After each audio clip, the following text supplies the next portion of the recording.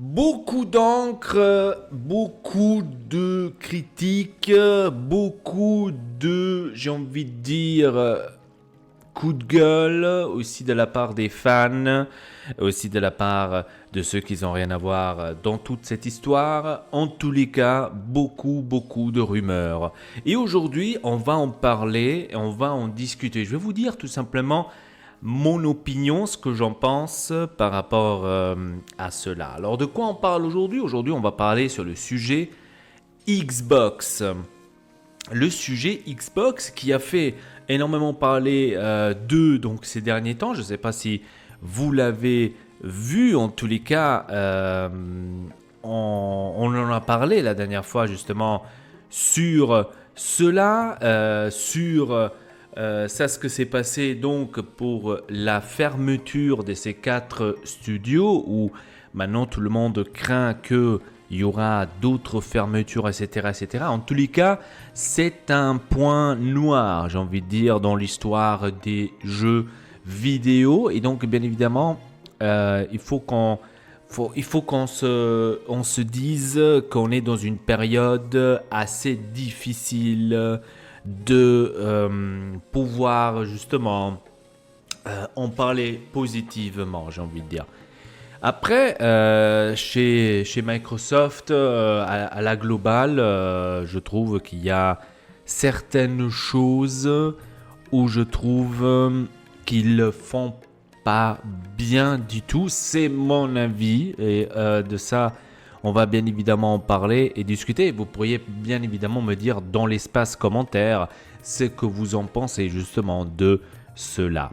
Partons par le principe. Alors, Xbox, pour moi, la première, j'ai envie de dire erreur dans ce cas-là, mais en même temps, c'est peut-être pas une erreur. Je sais pas quoi penser en fait de cela, mais pour moi, c'est une erreur. Hein, parce que tout simplement, je pense que Xbox peut faire mieux, en tous les cas, et pour moi, ne fait pas assez. Je vois la chose comme ça. Si on parle aujourd'hui, par exemple, de Xbox, on pense à quoi? Nous tous, les fans de jeux vidéo, on pense à quoi? On pense à Game Pass. Et donc ça, c'est le premier sujet à quoi j'ai envie de vous en parler aujourd'hui par rapport à cela. Je pense que Microsoft, la première erreur à la globale, c'est le Game Pass. Alors attention, je ne suis pas là maintenant pour critiquer le Game Pass. Absolument pas. Je suis même fan du Game Pass. Je l'ai moi-même aussi, justement. J'ai le Game Pass Ultimate, que j'en puisse bien évidemment aussi en profiter sur mon PC. Je ne suis pas contre ça. Mais le problème du Game Pass, les amis, c'est tout simplement qu'on a les nouveaux jeux Day One. Et ça, pour moi, ça, c'est déjà problématique. Pourquoi? Parce que je trouve que le Game Pass, qui te propose un jeu nouveau Day One, ne peut pas être rentable pour les développeurs. Et ça, je le disais déjà depuis le début, depuis déjà quand il y a eu cette invention, on va dire, du Game Pass. Et Blade 2, vous allez dire, ouais, mais c'est un jeu super, un jeu hyper... ok. Mais le problème chez Xbox, c'est que on n'a pas de pub d'un côté. Et donc ça explique aussi la chute des ventes de leur console, hein, de la Series X. Et en même temps, quand il y a des nouveaux jeux, des gros jeux comme celui-ci, comme Hellblade 2 par exemple, eh ben, on n'a pas du tout de pub, on n'a pas de communication, on n'a rien du tout par rapport à ce jeu. Tu le sais pas. Quand est-ce qu'il sort? Qu'est-ce qui se passe? Même moi, je dois vous avouer que je ne sais même pas la date de la sortie de Hellblade 2. Je la sais parce que il y a un pote à moi du boulot qui m'a dit « Alors prépare-toi, bientôt il va sortir. » Je lui dis « Mais non, mais de quoi tu parles ?»« Ouais, mais de Hellblade 2, il va sortir maintenant en mai là. »« Ah bon ?» Donc c'est vraiment quelque chose où je me dis « Mais comment il va sortir maintenant en mai ?» Moi, j'en sais rien du tout de tout ça. Et c'est pas... Je me suis dit dans la tête « Mais attends, j'ai raté un truc ?» Mais après, en recherchant et en regardant vraiment bien les choses, je me suis dit, ah ouais, c'est vrai. Xbox ne fait pas du tout, ou Microsoft à la globale, ne fait pas du tout de pub pour ses produits, pour ses nouveaux jeux. Combien de fois vous avez vu par exemple à la télé une pub sur la PlayStation, sur le nouveau God of War par exemple, sur le nouveau, Tomb Raider, on va dire ça comme ça. Eh ben, moi plusieurs fois, je l'ai vu, enfin je vois à la télé beaucoup de pubs de PlayStation. Même de la PlayStation 5 à la globale, même par exemple des nouveaux écouteurs, etc., etc., des accessoires. J'en vois de temps en temps sur la télé ce genre de pub. Mais je n'ai jamais vu, ou très rarement, j'en ai vu mais très rarement, une pub sur la Xbox Series X. Une pub sur le nouveau Halo, une pub sur le nouveau Hellblade 2. Là, par exemple, il y a Hellblade 2 qui va sortir. Pourquoi ils font pas de pub énormissime à la télé pour attirer justement les gens à s'acheter une Xbox Series X pour pouvoir jouer à Hellblade 2, par exemple, etc., etc. Bon, d'un autre côté, on passe maintenant au prochain sujet, c'est les ventes de la Series X. Alors la plupart, ils disent, ouais, la vente de la Series X, ils sont en train de chuter, etc., etc. PlayStation vend mieux, etc., etc. C'est normal que la Xbox ne vend pas autant. Et alors, cet article parle justement des ventes de la Xbox. Donc les ventes de Xbox Series X sont encore pires qu'on l'en pensait. Alors les ventes de Xbox sont au plus mal. Il se vend 2 fois moins que la Series X, la S, et que la Nintendo Switch, et 5 fois moins que PlayStation 5. Alors, il faudrait déjà vous mettre ça dans la tête. 5 fois moins que la PlayStation 5. Et je vous répète que Xbox n'a pas de pub, ne fait pas de pub, ne fait rien du tout. Et ça, c'est très mauvais. Malgré les bons résultats justement de Microsoft Gaming, la marque Xbox semble au plus mal. Cette semaine, Sony a publié ses résultats financiers et notamment ses nouveaux chiffres de vente de sa PlayStation 5. Des analyses ont pu comparer des chiffres à ceux estimés de Microsoft et le tableau peint semble bien sombre. Les ventes de PlayStation 5 écrasent la Xbox. Et ça, j'ai envie de dire, ça pourrait être même un titre d'une vidéo, parce que c'est exactement ça.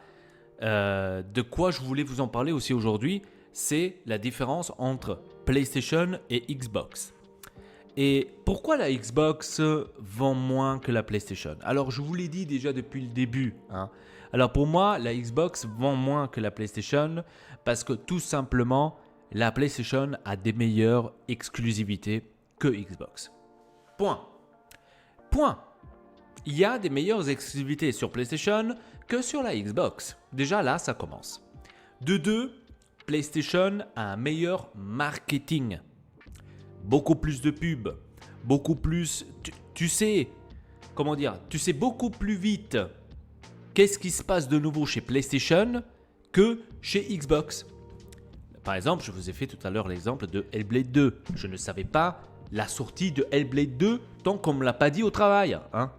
Ah là, ça va... Ah bon, ça va être ça moi ? Ah ouais. Je ne le savais pas. S'il y a un nouveau jeu qui sort sur la PlayStation, je le sais en espace d'1 heure. Parce que PlayStation fait son marketing et tu as des pubs à fond où tu dis « Ah ouais, ça sort encore sur PlayStation. Intéressant, par exemple. » Et que sur Xbox, on n'a pas ce cas-là. Et ça, pour moi, c'est déjà un point négatif pour Microsoft. Et aussi un point positif pour Sony parce que eux, de leur côté, qu'est-ce qu'ils se disent ? Ah bah alors, on n'a pas besoin de faire plus que ça. Parce que finalement, nos concurrents, on les écrase à rien faire. Pratiquement à rien faire. On les écrase parce que eux, ils ne s'appliquent pas. Parce que finalement, Microsoft, il faut le dire, ne s'applique pas. Ils pouvaient faire des pubs vraiment ultra vénères, surtout avec leur budget. Donc, c'est eux qui s'achètent Blizzard, c'est eux qui s'achètent Activision, c'est eux qui s'achètent King, c'est ceux qui s'achètent ça. Et t'as pas d'argent pour faire de la pub. Problématique. Mais continuons parce que c'est quand même très intéressant et voyons voir cela.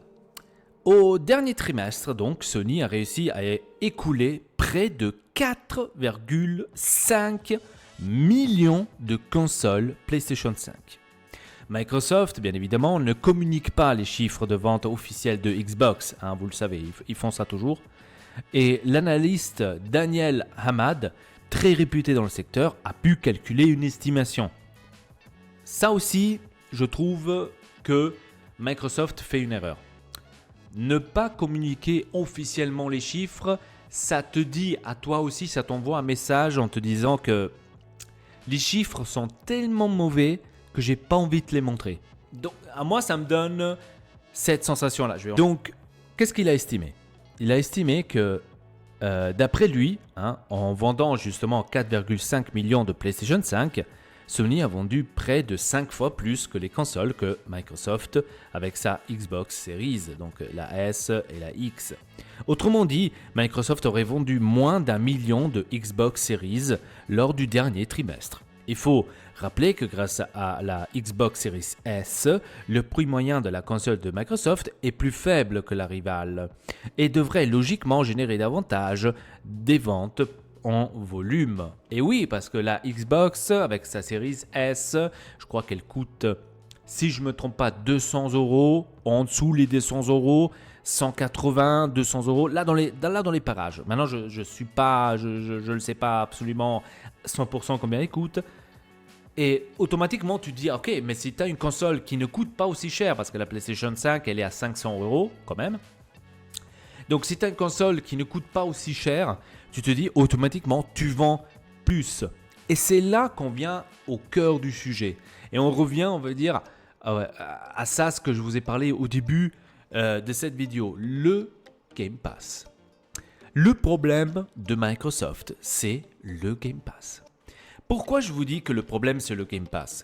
Parce que tout simplement, le Game Pass, tu peux le jouer partout. Sur ton téléphone, sur ta télé smart, sur ta tablette, sur ton PC, sur ta Switch, c'est un navigateur Internet, sur ton PlayStation, c'est un navigateur Internet, sur ta Tesla, parce que là, tu as un navigateur Internet, etc. Donc, le Game Pass, tu peux le jouer partout. Partout. D'accord ? Partout. Et donc, qu'est-ce que ça t'enlève ? Ça t'enlève l'envie de acheter la console. C'est complètement logique. Ça t'enlève l'envie d'acheter la console.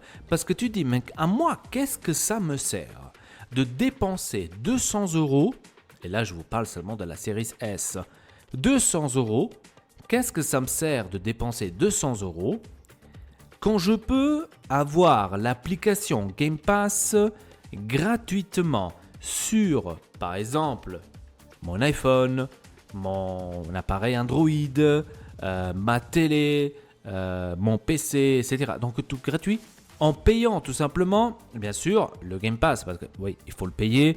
Vous pouvez le payer par mois, soit vous achetez des cartes de 3 mois ou d'1 an, ou là aussi vous avez le Game Pass pendant 1 an sans que vous payiez par mois. Ça, vous pourriez le faire aussi, c'est ça d'ailleurs ce que moi je fais aussi de mon côté. Et donc, c'est, on va dire, beaucoup moins cher que tu payes l'abonnement, justement, Game Pass, que tu vas t'acheter la nouvelle console. Mais c'est complètement logique parce que même pas moi, j'aurais fait cela. Et soyons honnêtes, même pas vous que vous regardez cette vidéo, vous auriez fait cela, non ? D'après lui, donc comme je vous ai dit, les 4,5 millions, Xbox vendrait plus ou moins 1 million, comme je vous ai dit tout à l'heure. Nintendo, par exemple, a vendu près de 2 millions de Switch au dernier trimestre.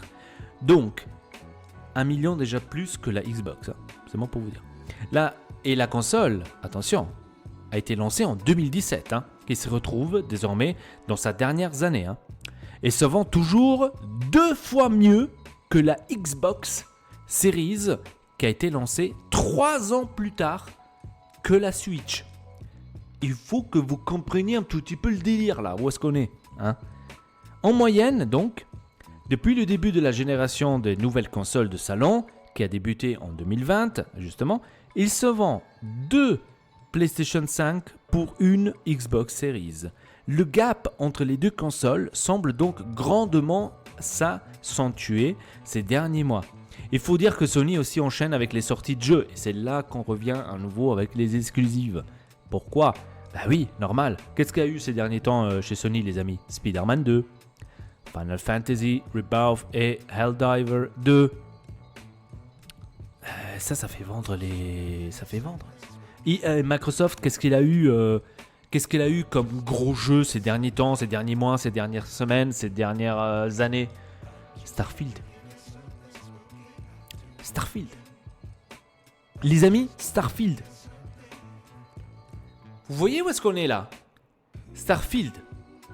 Il est sorti en septembre. On est en mai.